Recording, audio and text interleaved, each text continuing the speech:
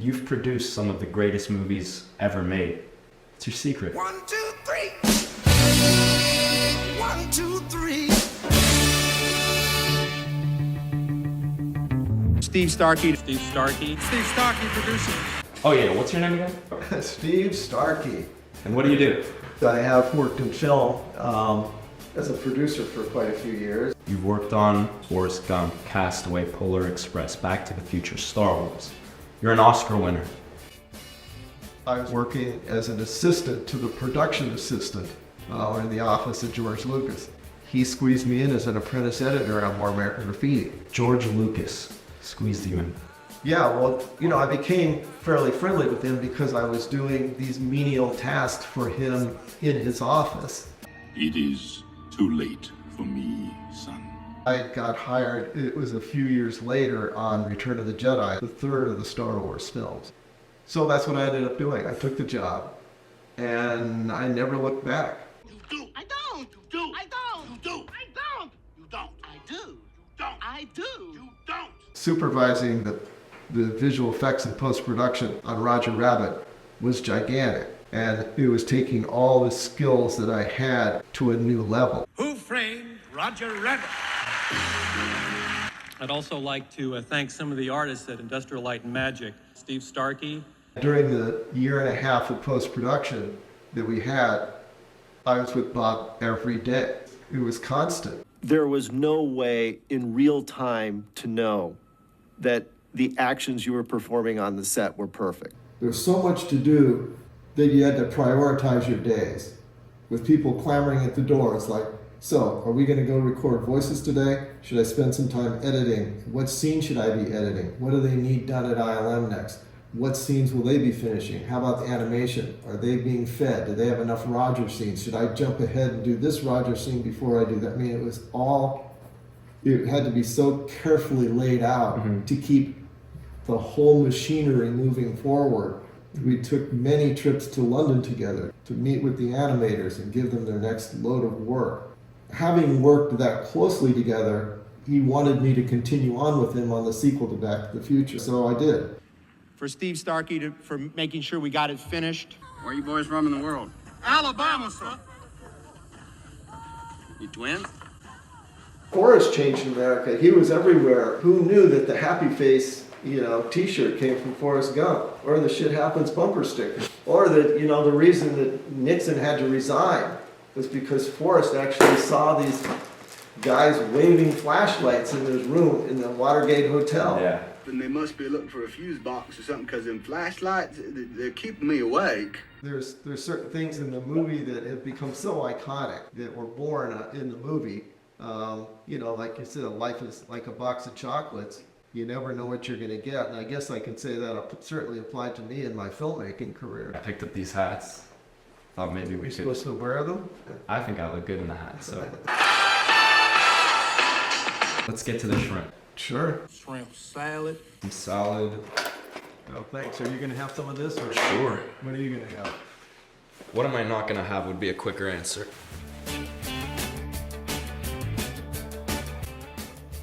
The rest is yours. No, thank you. I'm okay. Share with your friends.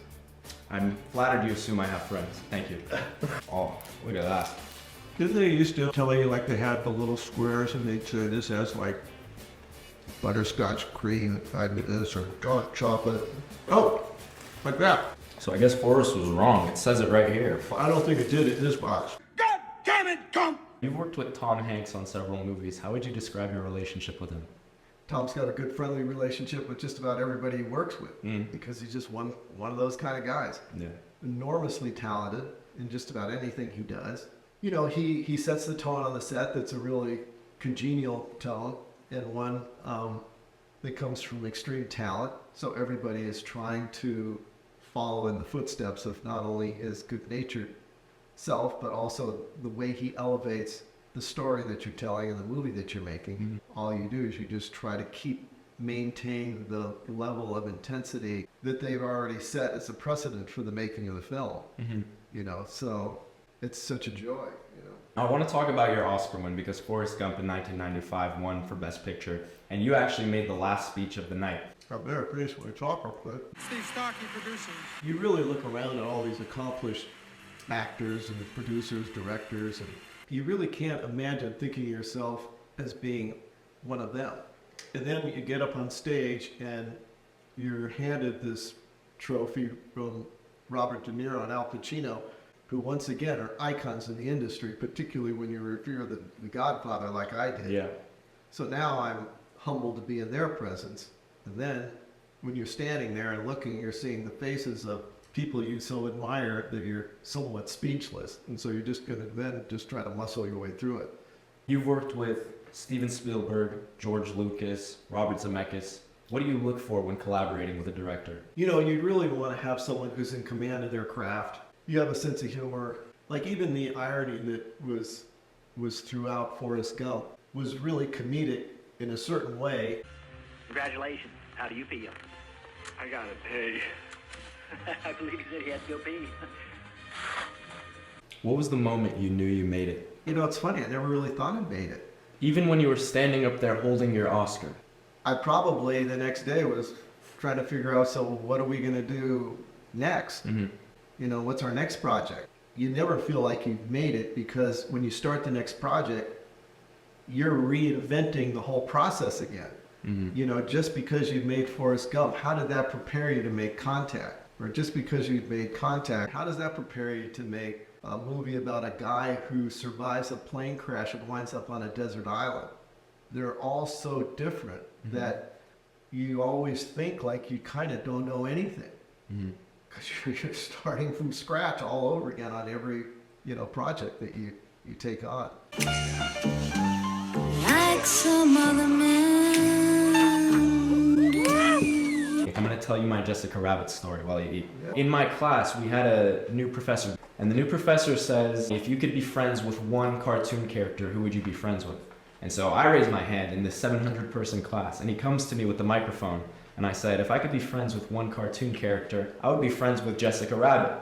She's married to Roger Rabbit. At the end of class, we're doing this game that all the students join. You're supposed to answer some questions, and whoever gets the most questions right, their name goes on top of the leaderboard.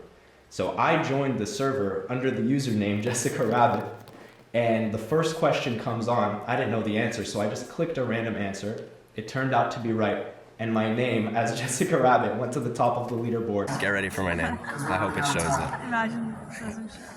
Jessica Rabbit, baby! Let's go! Let's go! Yeah! You should have danced. You should have done the dance. Huh? No, never mind. Another time. Good job, Jessica Rabbit. I'm going to take a picture of this one. I was getting texts in the classroom from my friends. Jessica Rabbit, seriously? I wish I could introduce you to her. Well, she'd have to convert to Judaism first, and then I could consider it, but yeah.